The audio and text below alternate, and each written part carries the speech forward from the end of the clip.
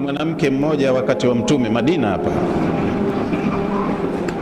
kijana mdogo lakini mu'min, kaolewa na mwenzake, kijana mwenzake pia mu'min, wakaishi vizuri kwenye maisha yao ya ndoa, bado wapya kwenye ndoa, lakini walikuwa wameshiba imani, wamesoma sana kwa Mtume, wanaithamini dini yao.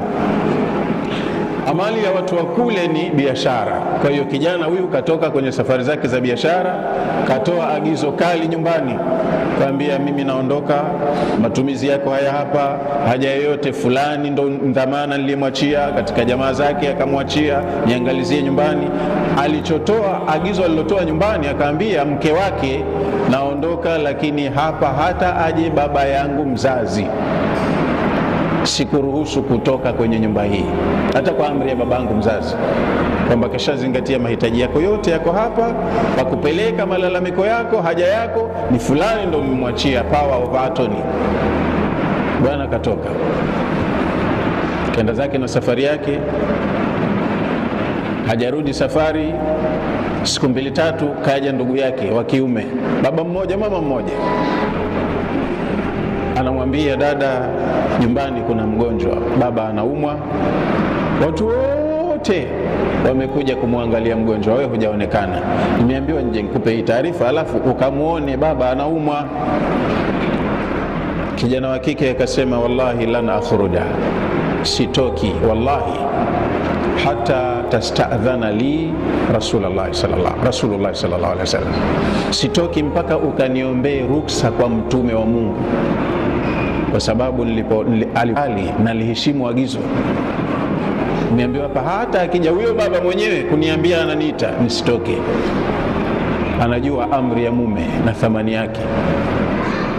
Lakini kwa sababu ndo kuna ugonjwa na baba ni baba, jamii nayo huwa ina nafasi yake.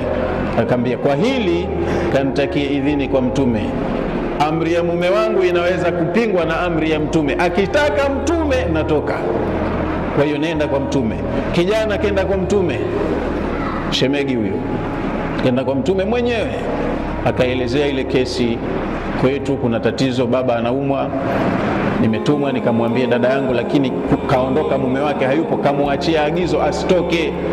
Sasa dada kaniambia nije kwako mtume wa Mwenyezi Mungu nimtakie idhini, ruksa.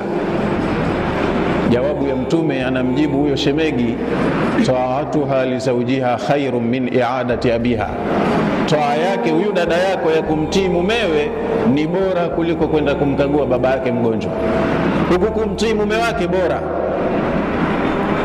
Shemegi kaja kwa dada yake kumpa jawabu iliyotoka kwa mtume, akaambia basi ndo stoki, kanipelekee salamu nyumbani. Ingelikuwa kwetu sisi hapa kwa Mtipura, sijui Donge Charawe wapi, angeambia mume gani,